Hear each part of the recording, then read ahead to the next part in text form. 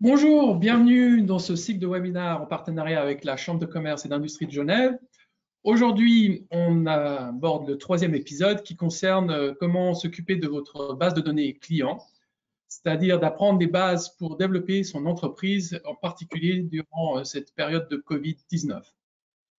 Alors avant de commencer, on voulait juste vous rappeler deux, trois petites règles pour le webinaire. Par défaut, toutes les lignes sont mises en sourdine. Si vous avez des questions, n'hésitez pas d'utiliser la petite boîte à droite de votre écran et vous tapez dedans et on vous répondra à toutes ces questions à la fin car on aura une session de questions-réponses. Ce webinaire est enregistré. L'enregistrement vous sera envoyé prochainement, demain, par les gens qui vous ont invité à ce webinaire. Si vous avez un souci d'audio, vous pouvez soit appeler le numéro de téléphone qui était dans l'invitation, sinon vous pouvez aller sur la petite console, vous mettre en mode téléphone puis retourner sur le mode ordinateur. En dessous, sur la page en bas, vous voyez les numéros de téléphone pour tous les pays qui sont connectés. Donc, bienvenue à nos amis luxembourgeois, bienvenue à nos amis français et bienvenue à tous les Suisses. Maintenant, je vais passer la parole à Madame Hardin qui va nous donner le mot de bienvenue de l'appui de la Chambre de commerce. Merci beaucoup, Gabor. Bienvenue à Genève. La Chambre de commerce, d'industrie et des services de Genève est vraiment très heureuse d'avoir pu organiser cette série de webinaires avec WSI. Pour les membres parmi vous, vous savez que le slogan de notre Chambre de commerce, c'est « Assurer une économie forte ». Évidemment, par les temps qui courent, c'est une mission particulièrement difficile, même pour une institution qui vient de fêter ses 155 ans d'existence. Il y a de nombreux non-membres aujourd'hui parmi nous. Donc, pour vous, très rapidement, j'aimerais vous parler brièvement de notre Chambre de commerce. Nous sommes donc une institution privée. En Suisse, les chambres de commerce sont privées. Nous avons plus de 2400 membres et nous sommes un des porte-parole de l'économie face aux autorités publiques. Nous avons 4 types de missions. Améliorer les conditions cadres de l'économie, c'est-à-dire défendre les intérêts des entreprises sur le plan politique, promouvoir les membres par la mise en relation d'affaires, fournir des services à nos membres et les informer. Nous croyons vraiment que par des séminaires même relativement courts comme celui d'aujourd'hui, c'est une manière de vous aider un petit peu au quotidien à surmonter les difficultés. Je vous souhaite de bien profiter de cette session. Vous aurez toutes les occasions tout à l'heure de poser toutes les questions qui vous passeront à l'esprit. Les conférenciers y répondront avec grand plaisir. Un petit mot pour terminer pour les membres de la Chambre de commerce de Genève. Nous venons d'ouvrir une cellule baptisée Cadre, cellule d'accompagnement au déconfinement et à la reprise des entreprises. Et si vous avez besoin d'aide pour vous rassurer par rapport à vos plans de protection, n'hésitez pas à venir sur notre site internet www.ccijg.ch et nous vous aiderons dans la mesure de nos moyens. Je vous souhaite un bon séminaire. Merci. Merci, Madame Hardin. Alors, un petit mot d'introduction par rapport à WSI. Donc, WSI, c'est l'acronyme pour We Simplify Internet. Ça fait plus de 25 ans que nous existons. En fait, cette année, nous fêtons notre 25e année. Nous offrons des services de marketing digital et des stratégies de marketing pour aider toutes les entreprises partout dans le monde. Nous avons plus de 800 agences dans 80 pays et nous pensons être le plus grand réseau de ces agences de marketing digital. Nous offrons une solution à 360 degrés qui aide à développer votre marque, à gagner plus de prospects et à développer toutes vos ventes en améliorant votre retour sur investissement. Et maintenant, je voulais vous présenter mon acolyte pour aujourd'hui, Gilles Dandel. Pour ma part, je m'appelle Gabor. J'ai fondé mon agence WSI à Genève en 2017.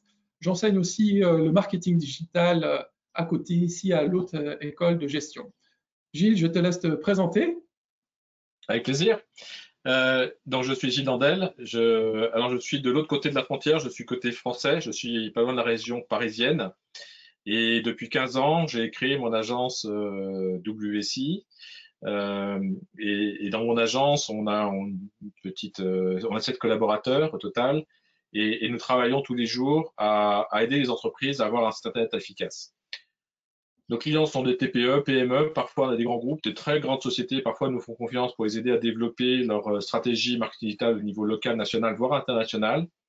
Et on est ravis de faire ça en utilisant toute l'expertise et le support du réseau WSI.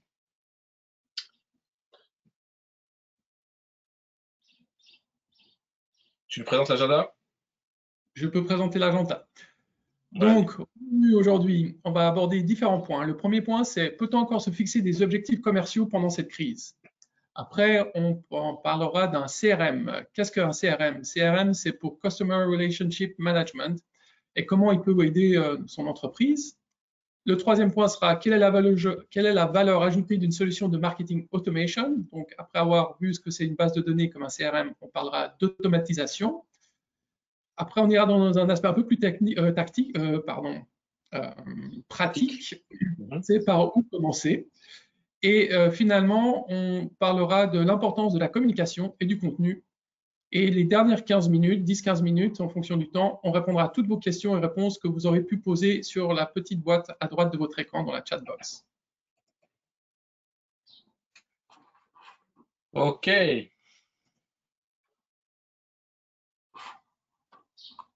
Alors concrètement, aujourd'hui, ce qu'on va essayer de vous donner, parce que on est en pleine crise, hein, en Suisse, en Luxembourg, en France, on est tous impactés par cette crise du coronavirus qui fout un sacré bordel avec le confinement, les morts, enfin, tout ce qui se passe, et on est tous bien sûr concernés par ça. Néanmoins, il est important de continuer à se dire, ben voilà, il y aura un après coronavirus, il faudra bien continuer à reprendre le boulot, à retourner au charbon, comme dirait l'autre. Et le meilleur moyen de se préparer, c'est de respecter ces principes qu'on a voulu résumer en 3 grands principes. Le premier, c'est, comme toute entreprise, on ne peut pas travailler sans clients. Donc, il faut essayer de conserver les clients existants. Et ça ne veut pas dire seulement conserver les clients que vous avez, mais faire en sorte que vos clients survivent à la crise. Donc, si vous pouvez les aider à survivre, n'hésitez pas. Deuxième levier important, c'est de se dire comment développer votre activité. Parce que, comme toute entreprise, votre entreprise va être impactée par le coronavirus, vous allez perdre des clients, malheureusement. Donc, il est temps quand même de se préparer à développer votre activité pour au moins retrouver le niveau que vous aviez avant le coronavirus, voire idéalement, bien sûr, le dépasser. Et ça va passer par un point essentiel qui est d'optimiser l'efficacité de vos équipes commerciales. Plus vous serez efficace, plus vous pourrez aller vite à retrouver, voire développer le portefeuille client que vous aviez avant la crise coronavirus. Et de toute façon, c'est pas sale de toujours réfléchir à se dire comment on peut améliorer l'efficacité commerciale de mes équipes. Donc voilà, c'est vraiment les 3 sujets, et c'est ce qu'on va essayer de traiter aujourd'hui pendant ce webinaire, c'est vous donner des clés, des astuces, des conseils pour essayer de traiter ces 3 actions. Alors bien sûr, c'est pas exhaustif. Vous n'allez pas devenir des ninjas du marketing digital à la fin de ce webinaire. Mais on espère en tout cas qu'à la fin de ce webinaire, vous allez ressortir avec des actions concrètes, ce qu'on appelle des quick wins chez WSI, des choses qui sont vraiment opérationnelles, qui vont vous permettre d'en profiter et de pouvoir les mettre en œuvre rapidement, que ce soit tout seul, si vous avez les compétences, ou avec l'aide de votre consultant WSI, qui sera bien sûr ravi de vous donner lui aussi, parce que c'est son objectif. Son objectif, c'est de conserver ses clients et de les aider à survivre, mais aussi bien sûr de trouver de nouveaux clients. Voilà, donc ça, c'était le petit discours d'introduction qui fixe l'objectif de ce webinaire d'aujourd'hui, en espérant que vous êtes en phase avec ça.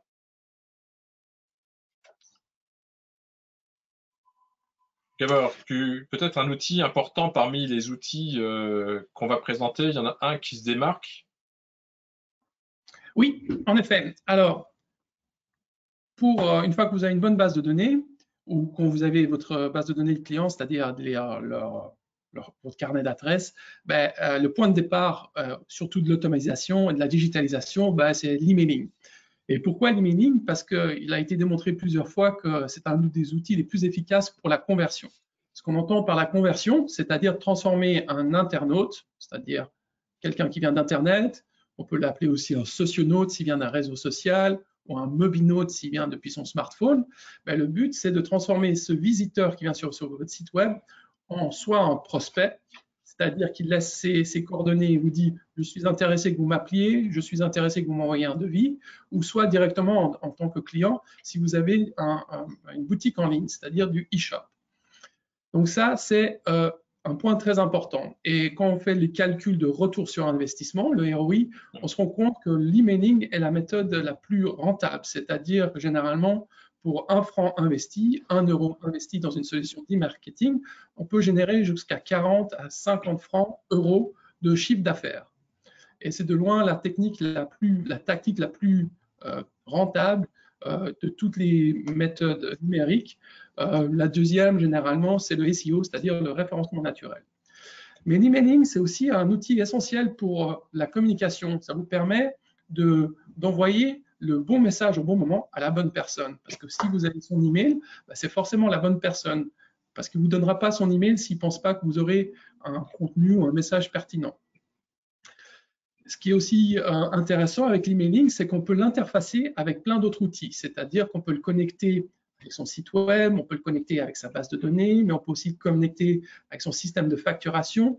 Et il y a une grande quantité d'outils qui peuvent être interfacés avec cet emailing, ce qui vous permet de bien envoyer le message à la bonne personne et de nouveau au bon moment. Et le dernier point, le plus important, c'est la base du marketing automation. Pas de souci, Gilles. Si tu veux lancer ton sondage, vas-y, je te laisse dérouler. Mais j'avais fini, en fait. Je pense qu'on va parler de marketing automation plus tard. D'accord. Donc, on a un petit sondage, effectivement, à vous proposer. On voudrait savoir si vous utilisez déjà des outils de mesure de performance de vos actions commerciales, en incluant, bien sûr, l'emailing. Donc, je voudrais vous proposer de répondre à ce petit sondage en me répondant tout simplement par oui, par non ou par je sais pas. Et on va collecter des informations. On partagera avec vous les résultats dès qu'on les aura, c'est-à-dire dans quelques secondes. On va se donner à peine 1 minute. Donc, le sondage est en cours. Vous êtes 47%, 50% maintenant à avoir voté. Bravo. Ça va très vite. C'est l'intérêt du digital.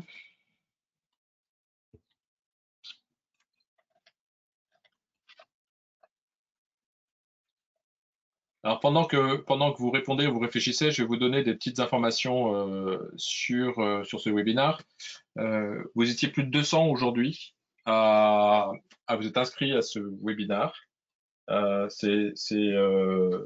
C'est pas un record au niveau mondial, puisque notre enseigne WSI fait ce genre de webinaire et ont déjà plus de 600 inscrits.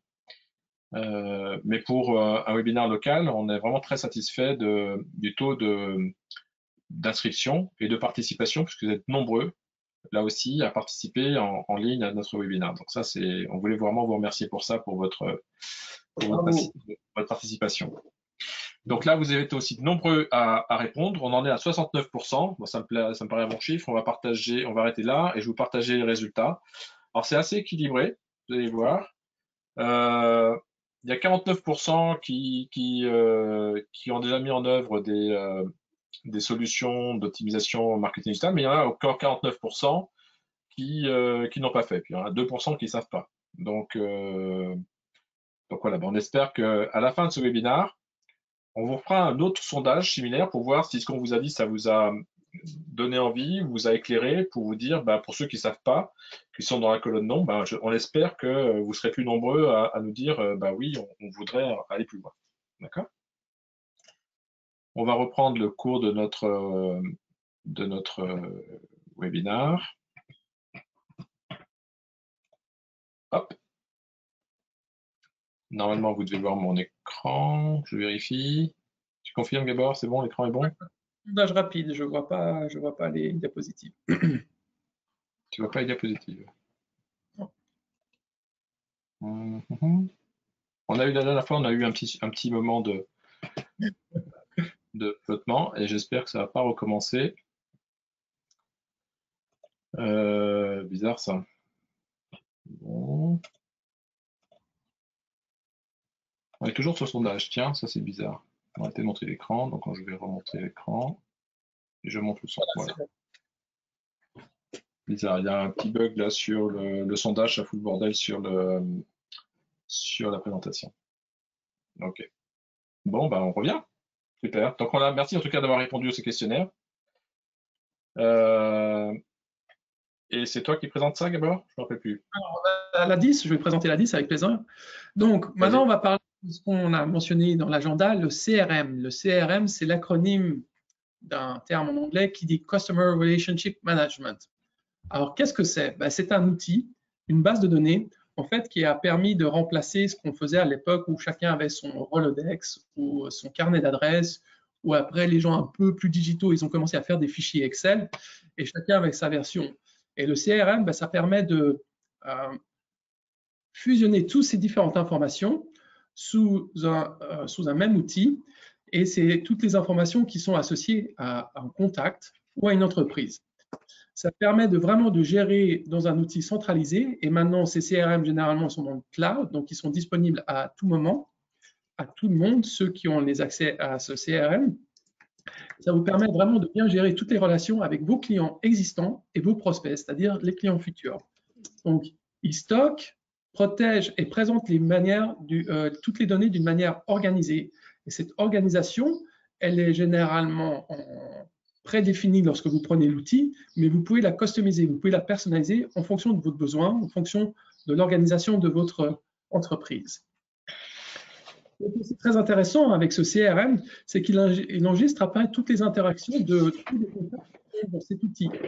Vous pouvez voir lorsque les gens sont sur s'ils ont été sur les sites web, etc., etc. Il y a plein de manières de traquer les interactions avec votre client, que ce soit de manière commerciale, de manière digitale ou de différentes manières. Et de plus, cet outil il permet de générer des alertes, des rappels et des tâches, c'est-à-dire des alertes. Si vous voulez recontacter un client ou un prospect au retour de ses vacances, vous pouvez mettre dans l'outil Gabor rentre des vacances le 15 mai. Le CRM vous enverra soit une petite notification sur votre écran, soit un email ou soit un SMS, ça dépend comment vous l'avez réglé, pour vous rappeler de rappeler ce prospect. Ça marche la même chose pour les rappels. Par exemple, vous pouvez synchroniser ça avec la facturation et ça vous permettra de recevoir un rappel pour envoyer des prochaines factures. Et vous pouvez aussi attribuer des tâches, c'est-à-dire que si vous êtes le chef d'une équipe de commerciaux, vous pouvez dire à Pierre, Paul, Jacques, merci de relancer ce client pour ce point-là. Et je pense que j'ai couvert la majorité des points d'un CRM, à moins que j'ai oublié quelque chose. Tu en as forcément oublié, Gabor, parce que c'est vrai qu'aujourd'hui, un CRM, ça sert vraiment à beaucoup de choses. Et ce qui est intéressant, c'est qu'aujourd'hui, un CRM, c'est pas réservé qu'aux grandes entreprises. Aujourd'hui, il y a des solutions de CRM qui sont adaptées vraiment à des TPE. Et aujourd'hui, c'est difficile d'être organisé dans sa prospection commerciale. On parlait d'un des objectifs qui était d'optimiser l'efficacité commerciale.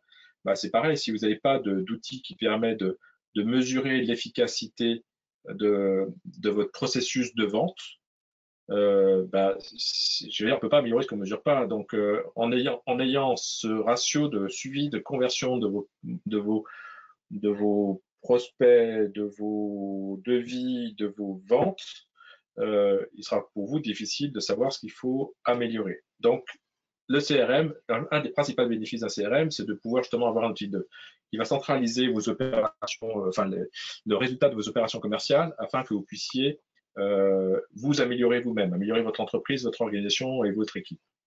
Vous allez pouvoir aussi améliorer la satisfaction de vos clients et donc leur rétention. On en parlait tout à l'heure, comment essayer de conserver ces clients. Vous allez pouvoir les conserver en montrant, grâce à un système qui permet de tracer tous les échanges, toutes les informations que vous avez avec vos clients, que l'information ne se dilue pas et vous n'allez pas demander 10 fois la même question à un client parce que vous allez avoir 10 interlocuteurs qui peuvent intervenir sur un dossier.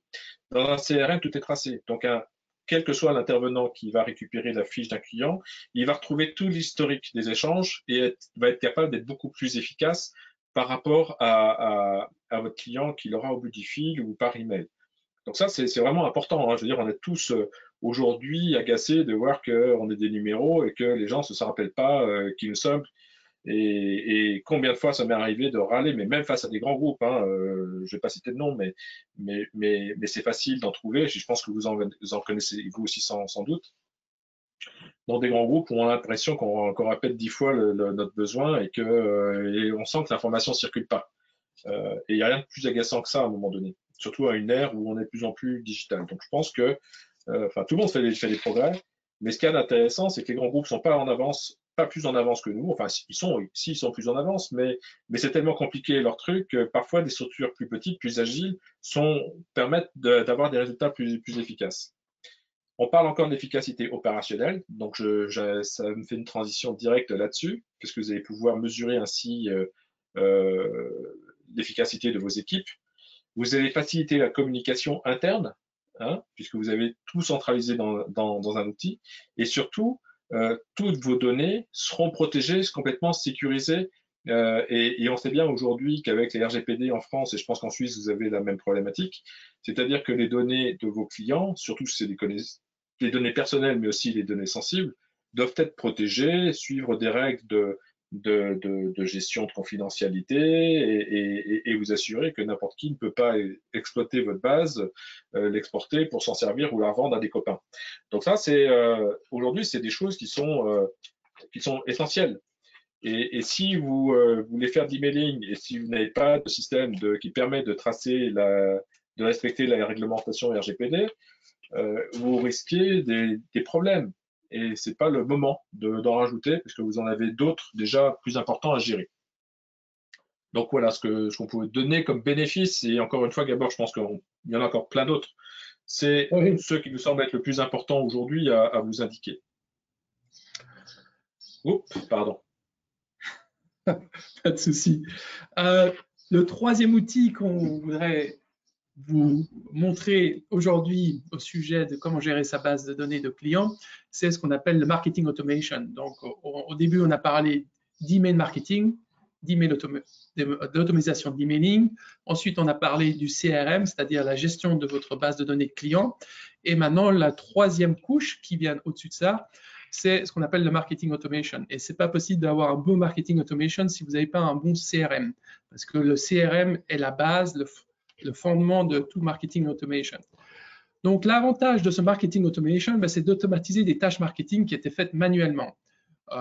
Ça vous permettra de faire des relances, de faire des campagnes où vous dites, lorsqu'un nouveau client, un nouveau prospect s'inscrit à votre newsletter, vous pouvez ensuite l'attribuer à ce qu'on appelle une campagne de bienvenue que Gilles va vous présenter par la suite. Et vous pouvez alimenter ce nouveau prospect avec des informations personnalisées et qui sont délivrées au bon moment. Donc, l'idée, c'est toujours d'envoyer le bon message au bon moment, puisque vous avez déjà la bonne personne grâce au CRM.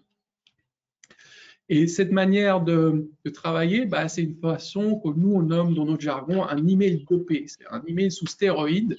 C'est un email qui sera lancé seulement si certains critères sont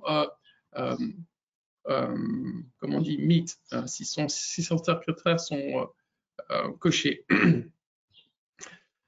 Et ensuite, avec ce marketing automation, vous pouvez faire aussi un lead scoring. Donc, le lead scoring, c'est en fait d'attribuer une note à chacune des tâches, à chacune des actions que votre contact prendra sur son parcours digital.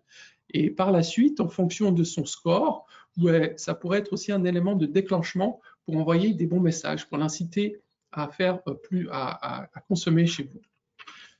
Et un dernier point pour le marketing automation, c'est ce qu'on appelle l'A/B testing, c'est-à-dire essayer de tester deux versions d'un même email ou une même page où vous changez seulement un élément. Par exemple, vous changez l'image. Vous voulez savoir, est-ce que mon email a un plus grand taux d'ouverture? Est-ce qu'il est plus lu lorsque je mets l'image de la ville de Paris ou si je mets l'image du jet d'eau de Genève?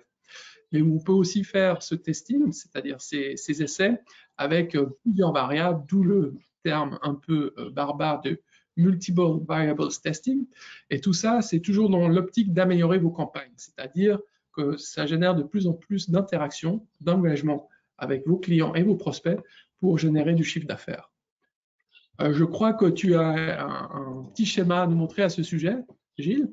Oui, j'ai un petit schéma qui aura peut-être besoin d'être illustré d'un cas concret, mais je pense que tu vas t'occuper de ça dans un instant.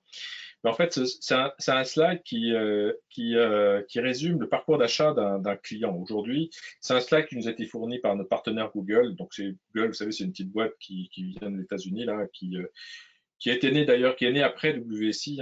Google a 20 ans, WSI en a 25. Donc, on est plus vieux que Google, mais quand même, Google, c'est Google qui nous donne des leçons.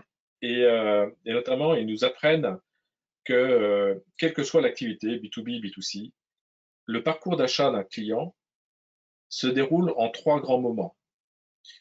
Tout ce qu'on appelle la phase de prise de conscience, c'est-à-dire le moment où l'internaute prend conscience qu'il a un problème et qu'il a peut-être besoin d'une solution.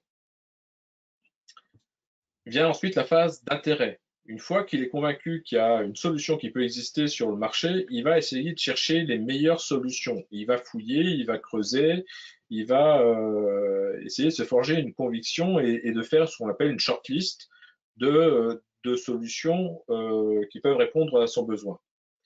Et bien sûr, il va falloir qu'il se décide à un moment donné. Et là, il y a des critères qui peuvent l'aider à se décider. Ça peut être des coupons de remise, ça peut être des phénomènes en disant il en reste, dépêchez-vous, il en reste plus que 3, et si vous n'êtes pas dans le prochain, vous en aurez plus. Bref, il y a plein de critères qui peuvent aider un internaute à passer à l'action. Et c'est ce qu'on souhaite. Ce qu'on souhaite, c'est évidemment, attirer des prospects, les intéresser et les convaincre. C'est les 3 grandes étapes du marketing automation sur lequel on voit bien que le marketing automation peut vous aider à faciliter ce process et faire progresser vos internautes dans leur parcours, ce qu'on appelle le parcours d'achat.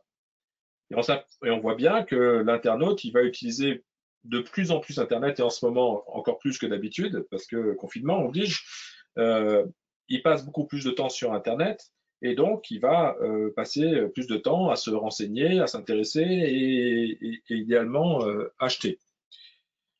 Donc tout ce parcours, tout ce cheminement qu'on appelle le parcours d'achat d'un client, il est de plus en plus digital, et l'emailing est le principal outil qui peut être utilisé pour, comme le disait Gabor il y a quelques instants, en fonction de ce qu'on va comprendre, de ce qui intéresse l'internaute, de ses visites qui sont répétitives sur le site, etc. Toutes ces informations sont collectées, sont stockées et peuvent servir à déclencher des emails qui vont aider l'internaute à progresser dans son parcours d'intérêt d'achat.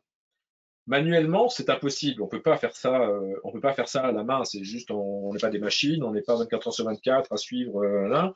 C'est là où le marketing automation vient faciliter grandement ce process et donc aider 24 heures sur 24, 7 jours sur 7 à transformer vos visiteurs en clients. Concrètement, Gabor, est-ce que tu peux, je vois que tu as préparé un super slide là. Merci. Oui, alors je voulais juste un peu illustrer cette théorie que tu viens de nous faire sur la prise de conscience, l'intérêt et décision. Imaginez que vous êtes une société qui loue des gîtes en Corse. C'est la petite image à droite et votre but, c'est d'amener le maximum de trafic, le maximum d'internautes sur votre page où ils peuvent louer votre gîte, en particulier une chambre dans ce gîte, à 350 €. Donc, comment vous devez procéder? Vous devez essayer d'attraper des gens qui sont dans la phase de prise de conscience.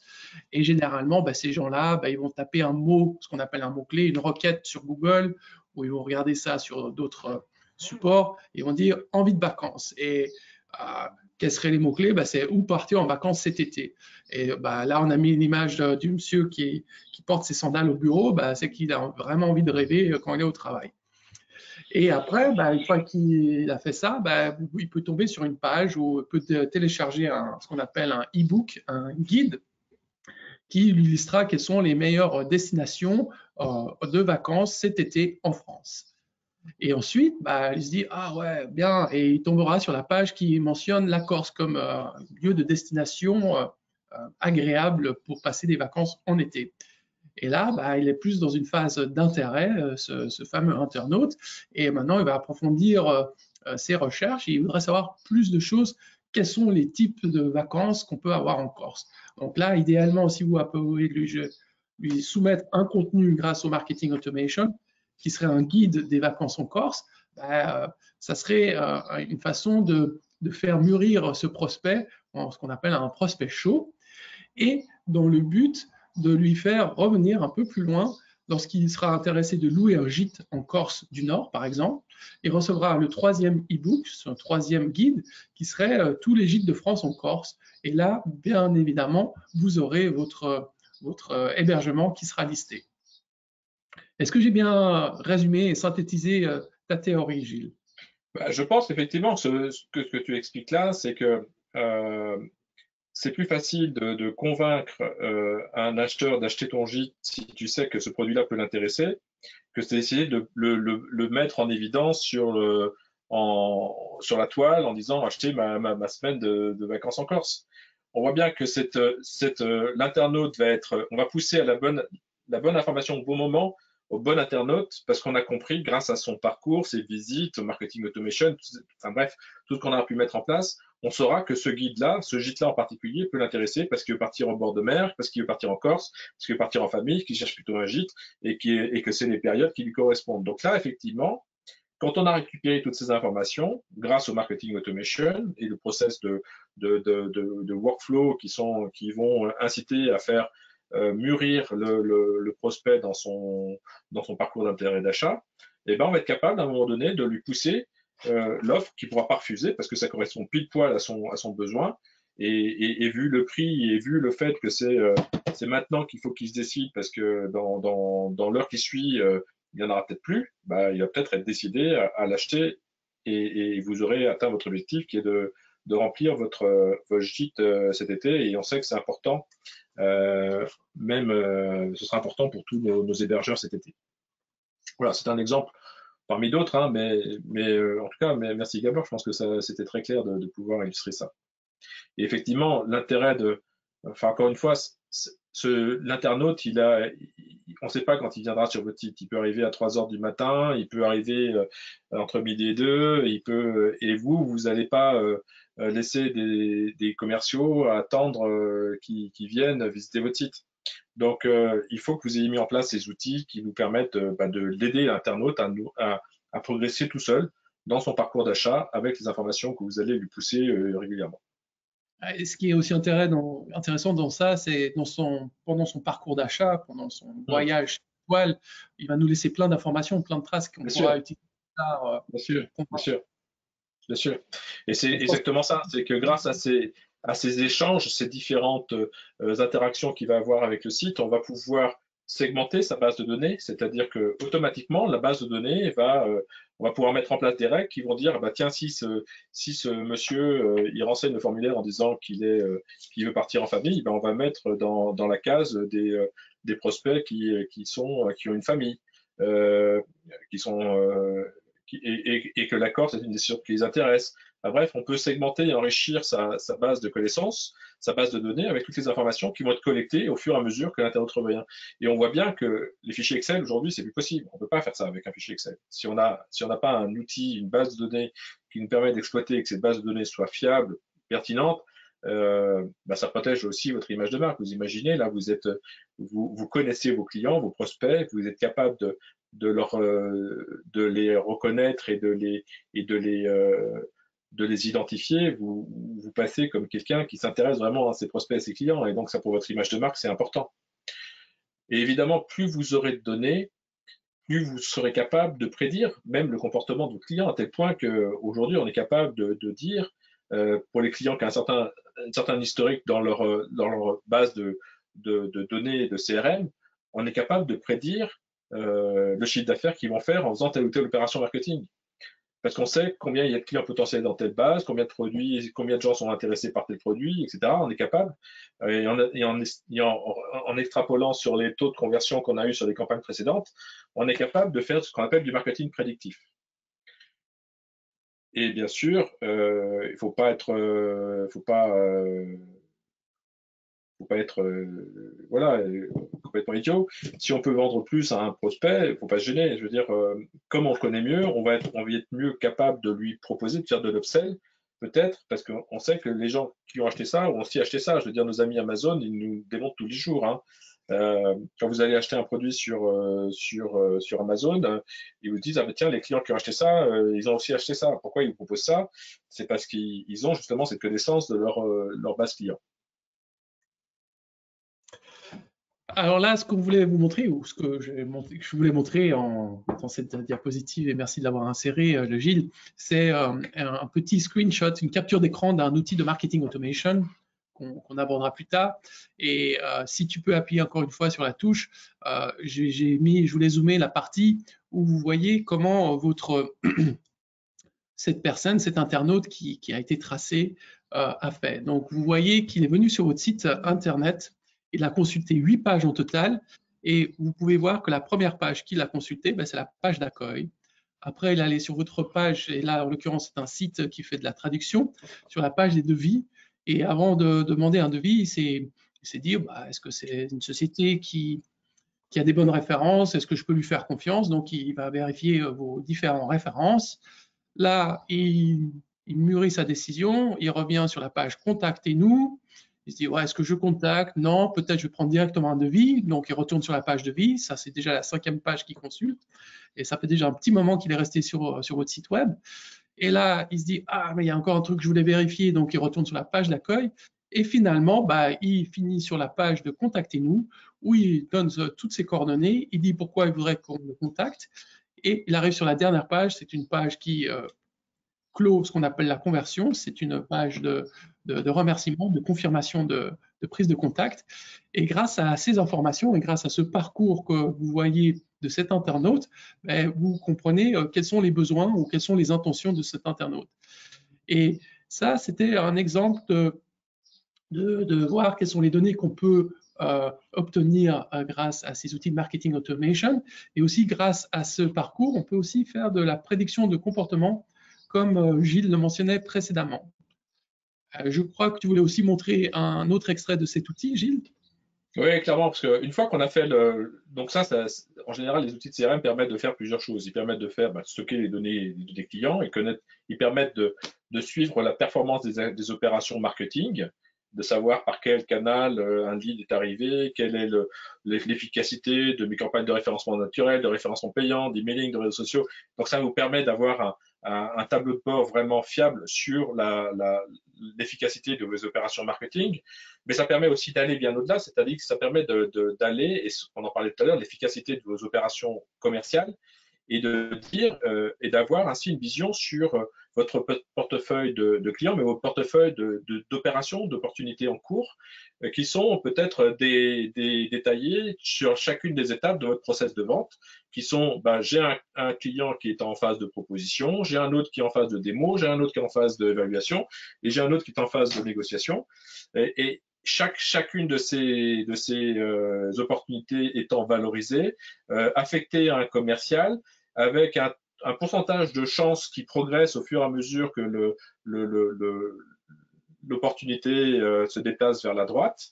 Et plus l'opportunité se déplace vers la droite, plus vous avez des chances de closer, de transformer cette opportunité en réelle affaire. Et donc, ça vous permet ainsi, à la fin, de pouvoir mesurer, mais vraiment en temps réel, l'efficacité de toutes vos opérations marketing en amont, mais aussi de votre processus commercial, de voir quel produit se vend mieux, quel commercial est le plus efficace, quel commercial a besoin d'être peut-être aidé parce on se rend compte qu'il est un peu en dessous de la moyenne, il a un taux de conversion qui est un peu plus faible que les autres. Peut-être que celui-là, il va falloir lui donner un petit peu de renfort, un peu de conseil pour l'aider. Donc, vous avez un vrai outil de pilotage pour améliorer l'ensemble de votre processus business, que ce soit au niveau gestion de votre base de données, gestion de vos opérations marketing et gestion de votre activité commerciale. Encore une fois, on ne peut pas améliorer ce qu'on ne mesure pas. Donc, quand on a des outils de mesure en place, on est capable de comprendre, d'analyser et de pouvoir tester des choses pour améliorer et constater qu'on s'améliore et qu'on va dans le bon sens. Bref, il faut bien commencer. Qu'est-ce que tu proposes, Gabor? Ouais, je suggère qu'on passe dans la partie pratique maintenant, hein. C'était beaucoup de Bah ouais. théorie. Et donc, très facile, 5 points qu'on va revoir en détail par la suite. Le premier point, bah, c'est de mettre à jour sa base de données. Et maintenant qu'on a un peu de temps avec ce Covid, bah, c'est le meilleur moment pour vraiment faire un nettoyage de printemps de cette fameuse base de données.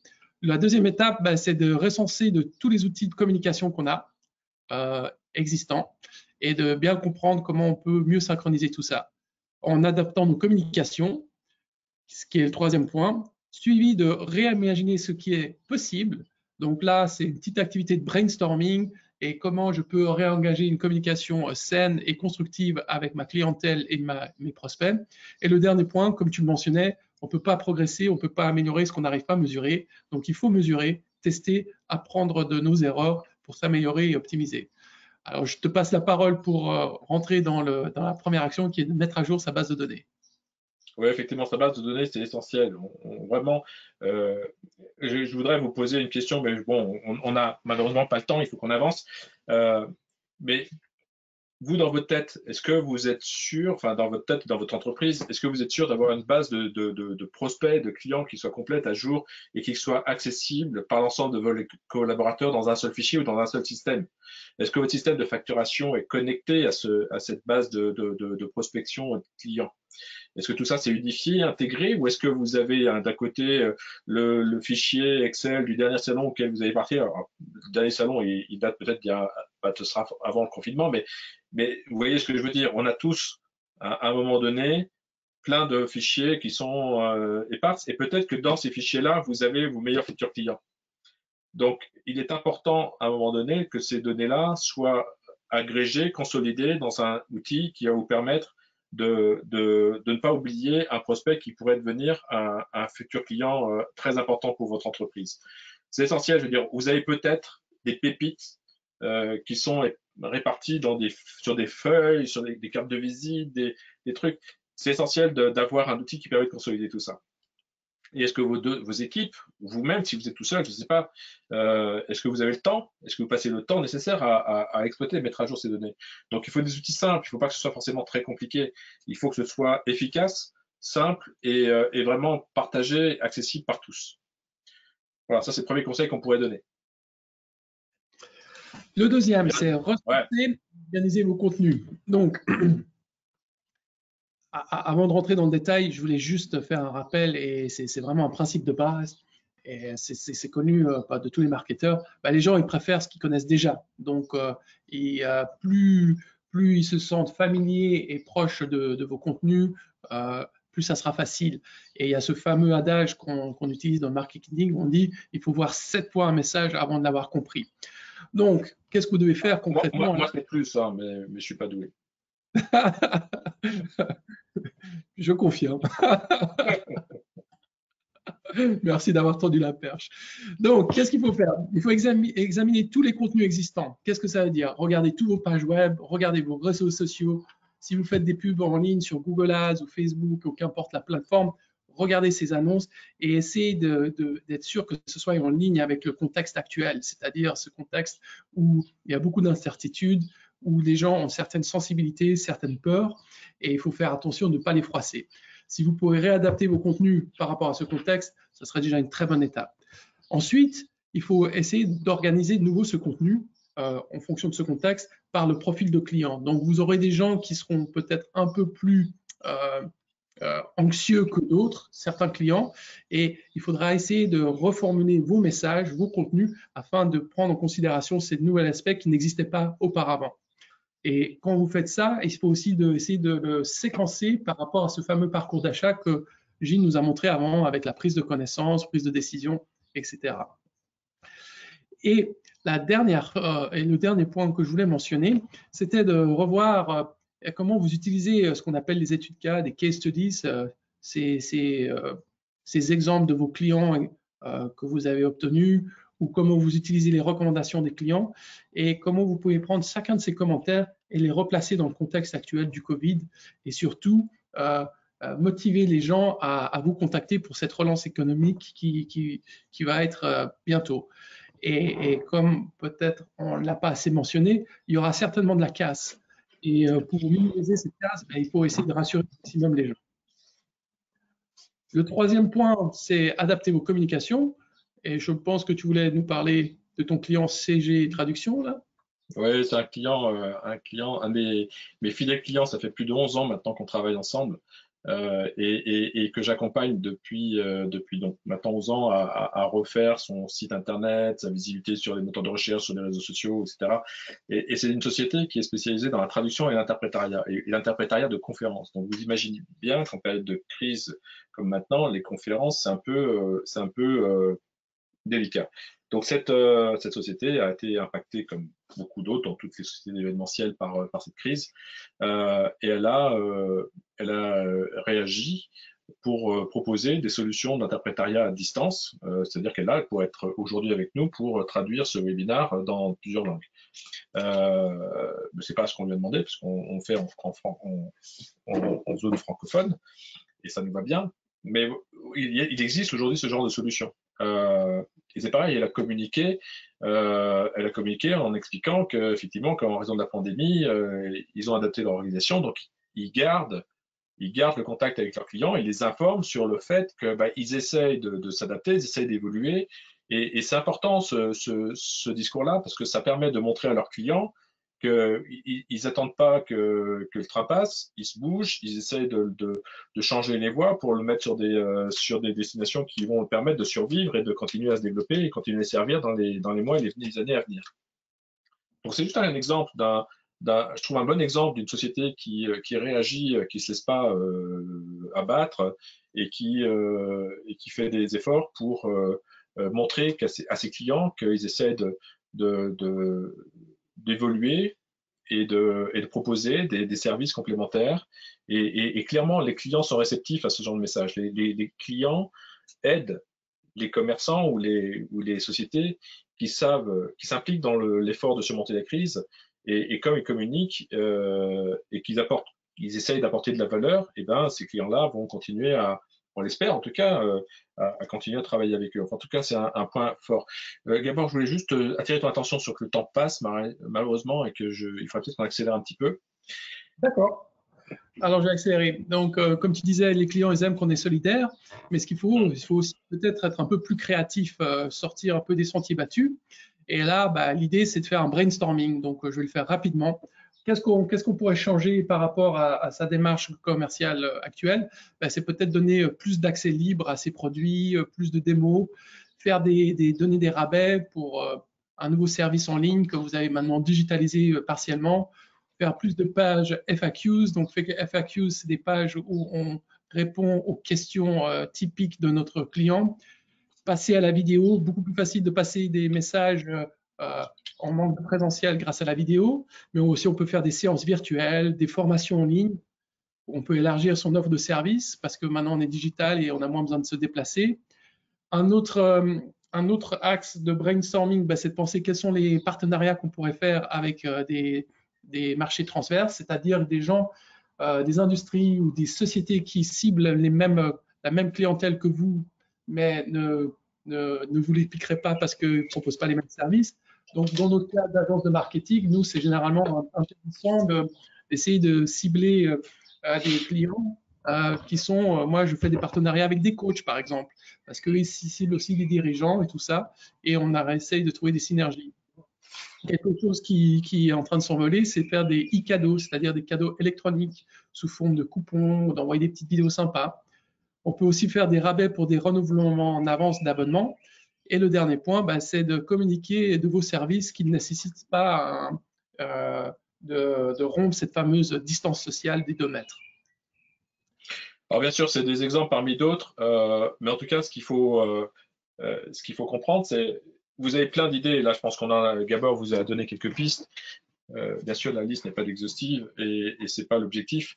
Mais sachez qu'il y a plein de possibilités et qu'on sera ravis, le consultant de Boussi sera ravi de vous aider, à vous challenger, vous titiller. On aime bien faire ça, c'est un peu dans notre ADN.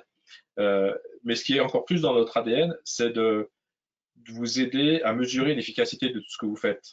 Encore une fois, on peut avoir plein d'idées, il faut les mettre en œuvre, mais il faut surtout aussi mesurer l'efficacité pour pouvoir s'assurer que ce qu'on fait, ça va dans le bon sens ou au contraire, il faudrait peut-être, ça marche pas comme prévu, auquel cas, il faut profiter de la puissance du marketing digital pour essayer de changer. Tout à l'heure, Gabor parlait de l'A/B testing ou du multivariable. Donc, de pouvoir peut-être faire évoluer un petit peu votre discours, vos campagnes, pour atteindre l'objectif que vous souhaitez avoir. Alors, j'ai eu des informations, des questions pendant le webinaire, justement, sur des exemples d'outils. On va parler dans quelques instants, mais c'est vrai que c'est quand même plus sympathique d'avoir un outil qui agrège tous les résultats de tout ce que vous faites en digital, en présentiel, via tous les canaux du digital, pour pouvoir mesurer l'efficacité de tout ça. Et donc, Google Analytics est un super outil, mais il ne va pas assez loin parfois pour comprendre justement qui est intéressé par quoi. Voilà, Google Analytics est très puissant et je vous encourage tous à le mettre en place. Maintenant, on se rend compte qu'il n'est pas forcément assez puissant pour aller explorer et mesurer l'efficacité de chacun des canaux. Donc parfois, on a besoin d'outils un peu plus puissants et on en parlera dans quelques instants. Ouais, mais Gilles, so what? Combien de nouveaux clients pour avoir à court terme? Quel logiciel est adapté à mes besoins? Et combien ça coûte tout ça?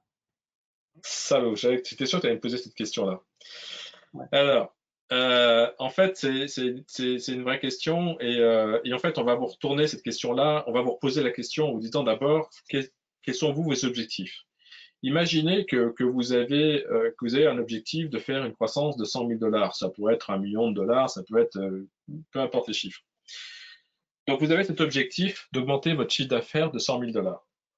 C'est ce qu'on voit sur la partie gauche, c'est ça? Pardon?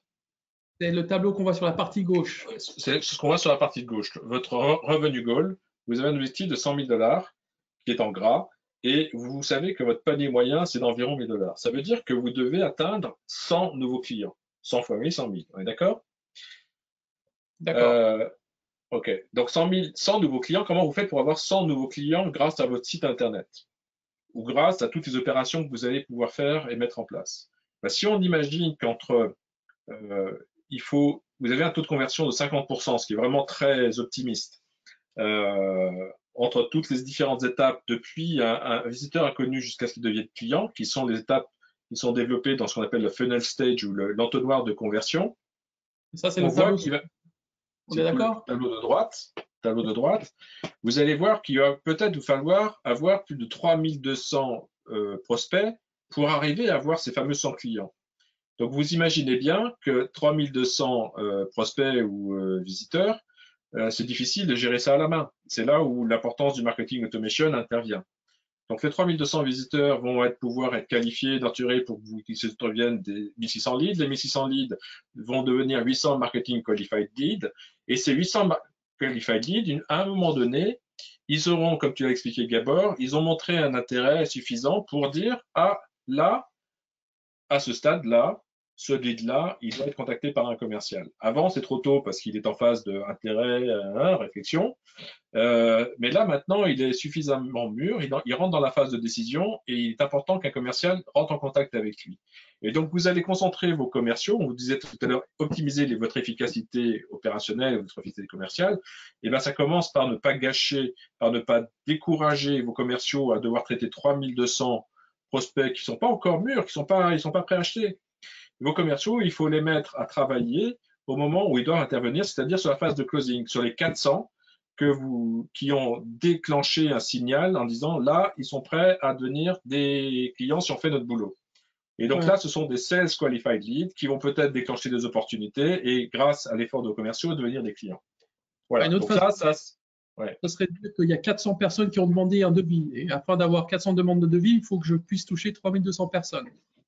Alors, les devis, c'est au niveau des opportunités. C'est les 200 opportunités. Je dis 3200 personnes, 400 demandes de devis. Et si on a un taux de réussite de 50%, bah, il y aura une centaine de clients entre les opportunités et les clients. OK. Ouais, ça fait un sacré nombre. Et en fait, là, tu as pris un taux de conversion de 50%. Je pense que ce n'est pas la réalité. En tout cas, pour beaucoup d'industries, c'est pas la réalité. Non, voilà. Donc, en fait, ces chiffres sont vraiment à travailler, mais c'est un exemple. C'est que vous comprenez bien qu'il y a un vrai volume important. Et pour ça, il faut des outils. Et les outils, de marketing automation. Ça tombe bien parce qu'on a eu une question, on va pouvoir y répondre par le coup. Il y a plein d'outils sur le marché, dans le marché des bartech, qui font du marketing automation. Gabor, qu'est-ce que tu peux nous conseiller? Voilà, il y a ce fameux, ce qui s'appelle de G2 Grid. Si vous tapez ça sur Google, vous trouverez. Et ce diagramme, ben, en fait, il est composé de deux axes. Il y a un axe horizontal qui est la satisfaction des clients à l'utilisation de ces différents outils. Et après, il y a l'axe vertical, c'est ce qu'on appelle la pénétration sur le marché.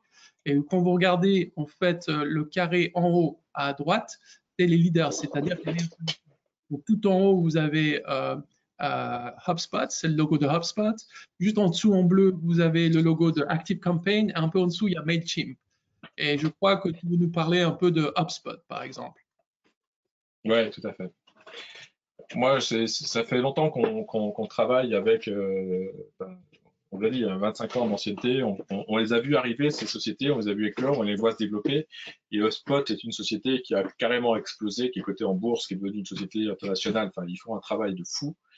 Et ils offrent 5 outils autour du CRM. Le CRM qui est gratuit, by the way, c'est un logiciel, d'ailleurs c'est marqué, un logiciel gratuit pour gérer tous les contacts de toutes les entreprises. C'est un des meilleurs CRM sur le marché et il est gratuit. Donc ça répond à une des questions. Qui sait, c'est Eva qui demandait quels outils gratuits. Ben voilà, il y en a un qui est gratuit qui s'appelle le Spot CRM. Alors bien sûr, ces gens-là, ils sont pas devenus aussi riches qu'ils le sont aujourd'hui en vendant des logiciels gratuits. Ils vendent des logiciels qui s'appuient sur le CRM et qui sont le hub marketing, le sales, les services et le CMS. Donc ces outils-là, le hub marketing, sales, services et CMS, sont des logiciels qui sont payants. Quoique chacun de ces produits-là, en tout cas le marketing, le sales et les services, ont des versions gratuites, mais sont très limitées. C'est-à-dire que vous n'allez pas pouvoir faire du marketing automation avec la version hub gratuite, hub marketing gratuite de HubSpot. Mais vous allez pouvoir faire des emailing, vous allez pouvoir faire des choses et voilà. Donc ça, HubSpot, c'est un des leaders sur le marché et clairement, on a une très très belle, on connaît très bien cet outil-là et on pourra vous conseiller si vous avez besoin sur ce produit. Ouais, peut-être que tu en as un autre. Ouais. N'hésitez pas à contacter la personne qui vous a invité à ce webinaire, le consultant WSI, il vous donnera toutes les informations. Moi, un autre outil que j'aime bien, bien que HubSpot, pour moi, c'est la Rolls du marketing automation. J'utilise aussi SharpSpring et je vous montre, Gilles vous montrera pourquoi sur la prochaine slide, puisqu'on parlera de pricing. Ben, c'est à peu près la même approche. Il y a tout autant de fonctionnalités. Ils ont aussi un CRM gratuit. Mais vous voyez, si vous voulez faire un bon marketing automation, ben, il faut utiliser toutes ces différentes fonctions, quoi. Et là, ça devient un peu plus compliqué. Donc, il y a du marketing automation, il y a un CRM et il y a aussi du call tracking. Maintenant, ce qu'on essaie de faire le marketing automation, c'est qu'on essaie aussi d'associer tout ce qui est au niveau des appels et des SMS. Donc, vous pouvez connecter tout ça et en ayant tous ces différents canaux de communication qui sont rassemblés sur un outil, sur une plateforme de marketing automation, vous avez vraiment un très bon suivi de vos prospects et de vos clients, de façon à pouvoir traiter 3200 prospects, visiteurs qui sont arrivés et qui doivent vous générer un chiffre d'affaires moyen de 1000 francs suisses. Right. Qu'est-ce que tu voudrais nous parler, montrer au niveau des prix, là, Gilles? Ouais, alors on a un tableau qui est un peu orienté parce que c'est SharpSpring qui l'a fait et qui essaye de comparer leur prix du logiciel par rapport aux principaux concurrents que sont HubSpot, Marketo, Acton, Pardot, Infusionsoft et j'en passe et des meilleurs. Donc, c'est vrai que SharpSpring, c'est un super produit. Je m'en sers. J'ai plusieurs clients qui fonctionnent sur SharpSpring et ils en sont ravis. HubSpot est effectivement un produit d'une classe au-dessus qui coûte plus cher, il faut être clair. Non seulement à acheter, il y a le logiciel, mais après, il y a aussi l'exploitation, l'utilisation. Donc, on est dans des gammes de logiciels qui sont, vous voyez, on parle de plusieurs milliers d'euros par an. Même si SharpSpring, c'est moins de 5 000 euros par an, c'est quand même un budget non nul. HubSpot, ils mettent le prix de 38 000 euros, mais ça, c'est pour la licence, la plus haute gamme de licence. On peut très bien faire de HubSpot avec moins de 5 000 euros aussi. On a moins de fonctionnalités, on n'a pas tout l'ensemble du spectre que propose HubSpot pour 5 000 euros, bien sûr. Pareil, Marketo. Bon, maintenant, ça, c'est les prix d'achat des logiciels. Il faut savoir que derrière, Et il y a de l'accompagnement, il y a de la mise en œuvre, il y a des campagnes, il y a du boulot. Bref, vous aurez forcément une agence qui devra vous accompagner pour mettre en œuvre et exploiter les résultats de ces outils-là. Voilà, donc il faut avoir en tête que oui, le marketing coûte cher. Les outils de marketing digitaux vont vous aider à rendre vos campagnes plus efficaces et vous aurez une meilleure connaissance de vos clients. Mais c'est un vrai investissement, il ne faut pas le négliger, il ne faut pas se tromper. Il y a des outils plus ou moins chers et là, votre consultant WSI, parce qu'il a l'expérience en fonction de vos objectifs, mais aussi de vos contraintes en termes de budget, saura vous conseiller sur le meilleur outil. C'est le rôle de tout consultant WSI qui existe dans le réseau. Si je peux juste un peu nuancer tes propos, moi je ne pense pas que le marketing coûte cher, je pense que c'est un investissement important et c'est d'autant plus important en cette période de relance parce que si vous investissez judicieusement et bien, bah, le but c'est d'obtenir le maximum de ventes. Je pense qu'il y a des grandes parts de marché qui peuvent être gagnées assez facilement avec toutes les transformations qui vont apparaître. Bref, pour résumer la présentation, le premier point très important à faire tout de suite, mettre à jour sa base de contacts. Deuxième point, être conscient que l'email est un des meilleurs canaux de prospection. Troisième point, il faut avoir un bon email, il faut avoir un bon outil qui est le CRM qui vous permet justement de gérer cette base de contacts et les emails ensemble. Quatrième point, n'hésitez pas à vous renseigner soit en ligne, soit auprès d'un consultant WSI, ce que c'est le marketing automation et comment ça peut vous aider à booster vos ventes. Et dernier point, il faut agir maintenant, quoi. Il n'y a plus rien à attendre et il faut aller de l'avant. Ok. Gabor, je te bouscule un petit peu. Je vais juste essayer de lancer le second sondage. Parce que le temps passe.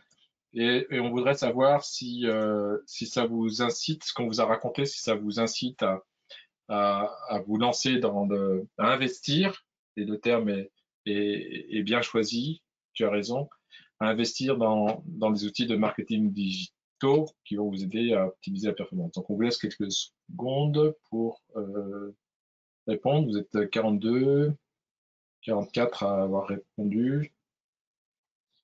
Apparemment, je ne vais pas dévoiler les résultats. On va attendre le journal de 20 heures, comme d'habitude, pour vous donner les résultats. Qui est élu président ce soir?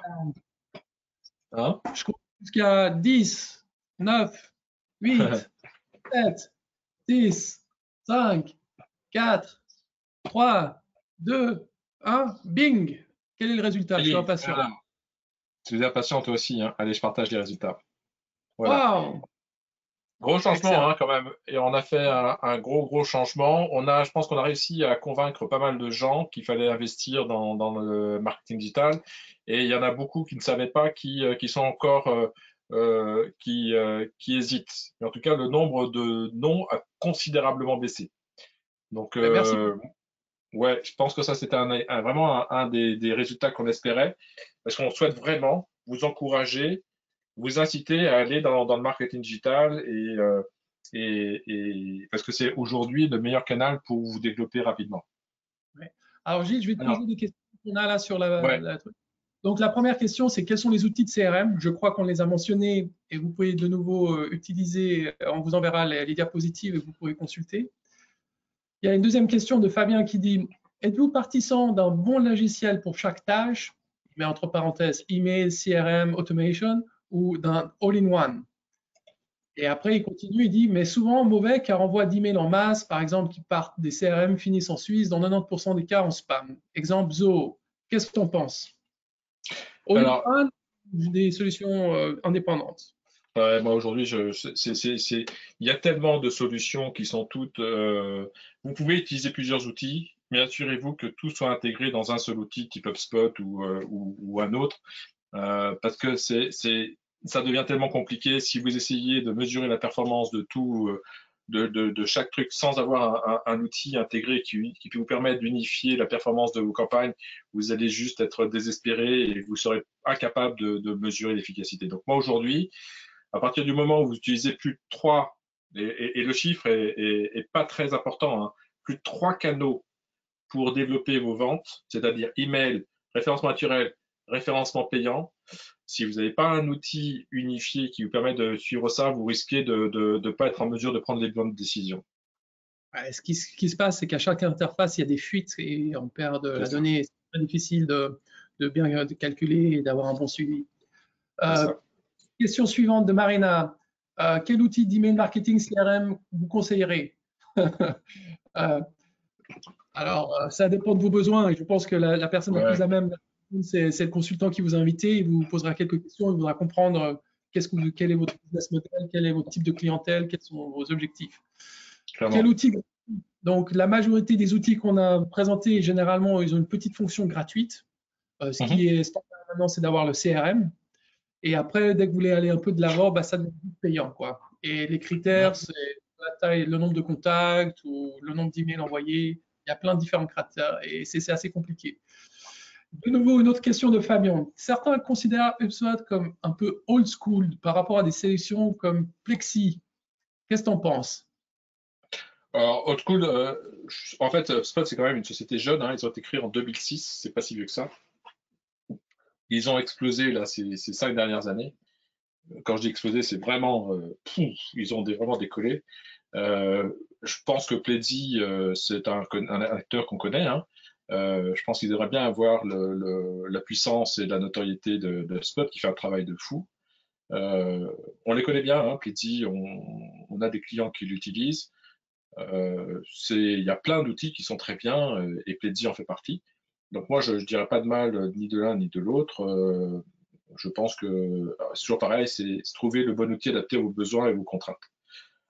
Mais tu dis que c'est pas. Moi, je suis pas. Ce que j'aime bien avec HubSpot, c'est qu'ils sont continuellement dans l'innovation, ils se réadaptent. Non, ça, c'est cool, c'est ça. François, si on se trompe et que l'on veut changer d'outil, est-ce facile? Pas si facile que ça. C'est une bonne question, François, parce que c'est vrai que, et c'est d'ailleurs pour ça, faut pas être naïf. Si HubSpot, ChartSpring et d'autres vous proposent un CRM gratuit, c'est qu'ils savent bien que derrière, ils espèrent bien vous attirer et puis deux, vous convaincre de passer des outils payants. Et pourquoi?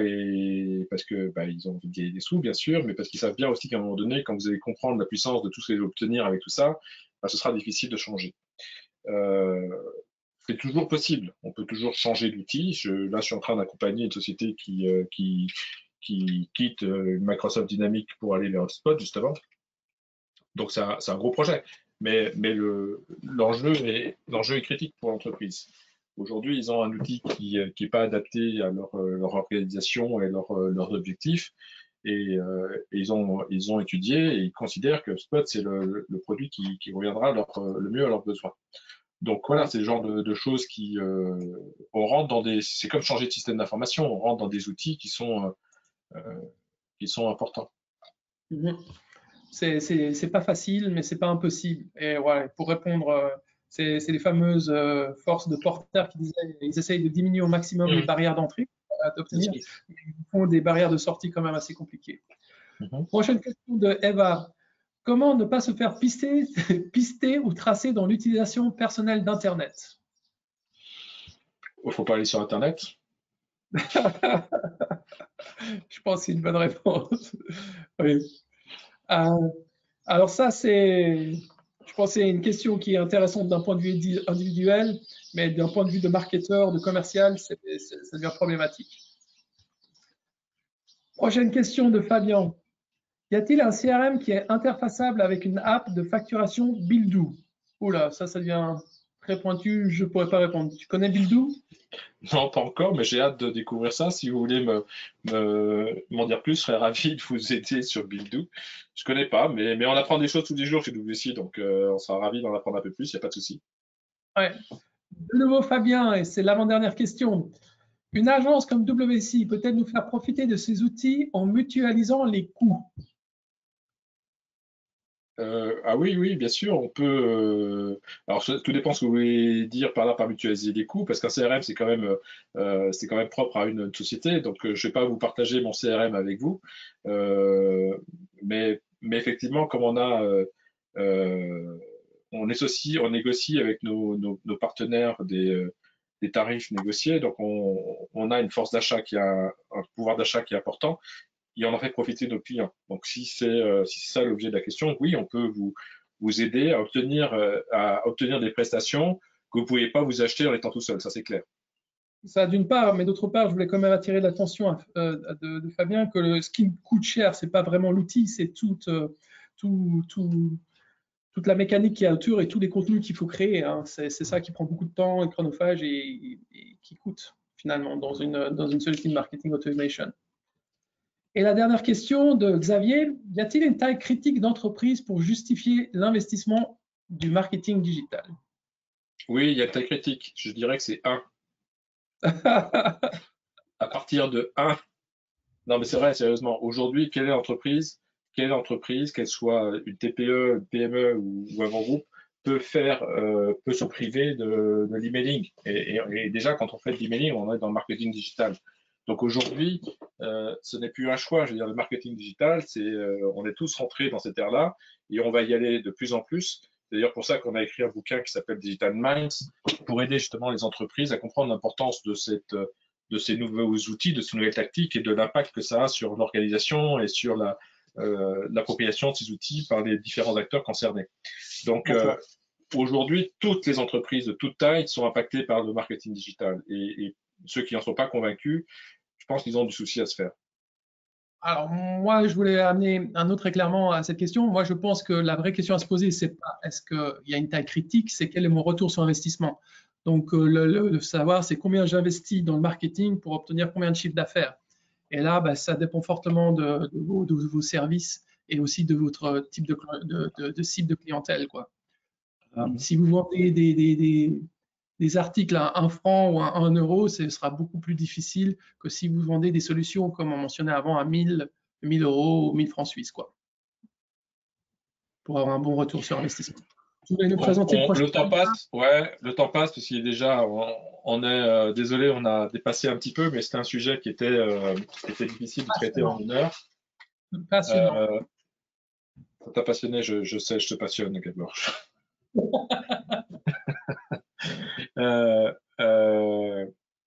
Non, on continue notre série et tout. La semaine prochaine, à 17h, pour parler on va parler des personas, le profil de vos clients idéaux. Le persona, c'est une bête étrange qui a la particularité de rendre les entrepreneurs heureux. Plus il a de personas comme client, plus son entreprise se développe, plus elle gagne de l'argent et plus ses collaborateurs sont heureux. Donc, on va parler de cette bête étrange la semaine prochaine et ce sera mon collègue luxembourgeois Laurent Hannet qui m'aidera, qui va piloter cette réunion avec bien sûr ton indéfaillible soutien, Gabor, puisqu'on ne va pas se priver de nos collègues suisses. Et j'apporterai ma modeste contribution. Si je peux donner un éclairage, ce sera avec plaisir. Voilà. Un éclairage brillant, comme chaque fois. Merci beaucoup, Gilles. Merci à tous nos participants et à la semaine prochaine. Et puis, n'hésitez pas. Encore une fois, WSI se mobilise pendant cette crise coronavirus. On fait plein de choses. Ces webinaires, mine de rien, c'est quand même un certain travail de préparation. On essaie de faire des choses qui soient synthétiques, qui soient pratiques, facilement consommables.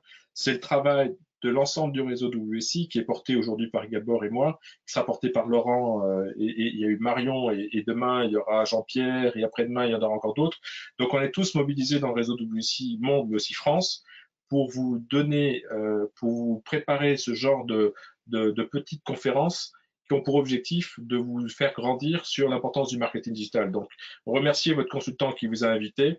Je pense qu'il sera ravi d'avoir vos nouvelles. Et puis, s'il peut, encore une fois, vous aider à progresser, à aller plus loin, parce que vous l'avez compris, c'est pas en 1 heure de temps qu'on peut faire de vous des ninjas du marketing digital, et ben, il sera ravi de vous accompagner.